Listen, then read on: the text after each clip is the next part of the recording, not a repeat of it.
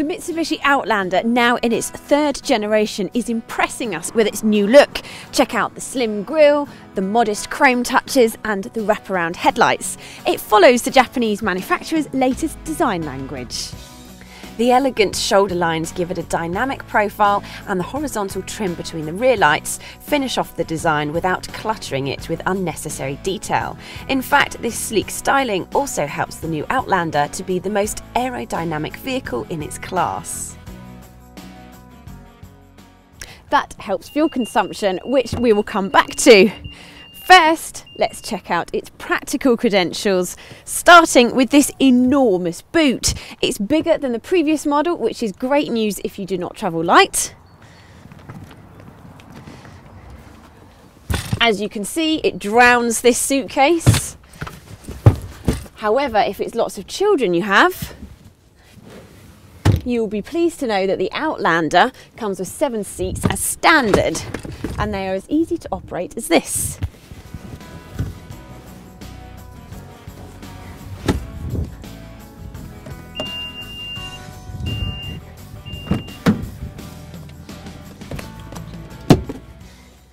I'm only 5'4½", so getting into this third row is not too much trouble. However, they are really designed with children in mind.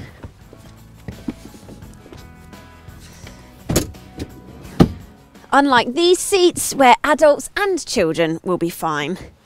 They're quite comfortable too because they recline, and I've moved this into the driving position of someone a lot taller than me, and there is plenty of legroom and plenty of headroom.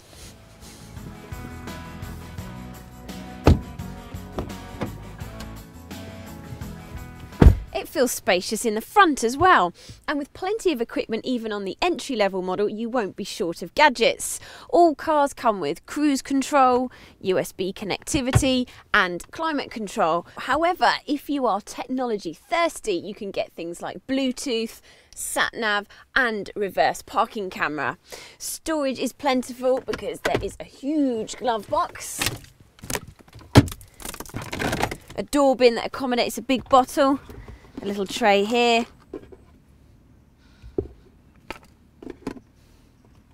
and 2 cup holders. But enough of that, let's see what this 4-wheel drive system can do.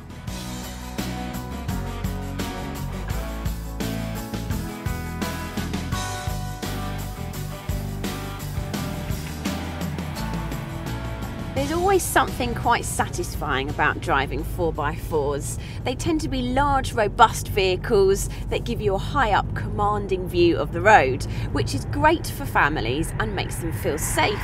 And this isn't without substance, because the Outlander is fitted with city crash prevention as standard and can also come with things like lane departure warning system and adaptive cruise control.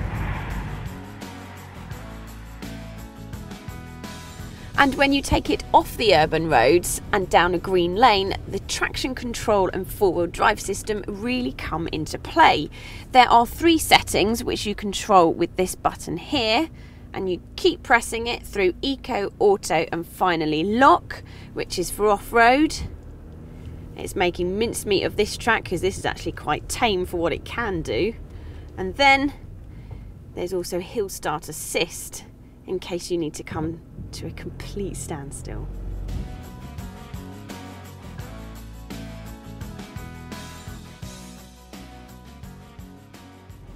Back on country roads, this SUV feels smooth and steady, which is perfect for towing.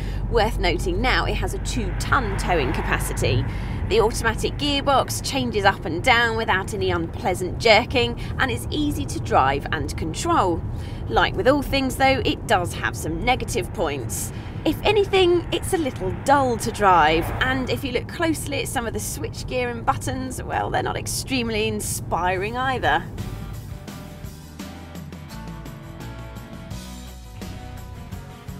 And if you can hear that diesel engine on idle, it does sound rather clattery and agricultural. A Land Rover Freelander beats the Outlander in that department. However, the Mitsubishi is cheaper to buy and more fuel efficient. And if it's mega cheap running costs that you're after, wait until summer 2013, where they will be releasing the first ever plug-in hybrid SUV, and that version of the Outlander will almost be as cheap to run as a Toyota Prius.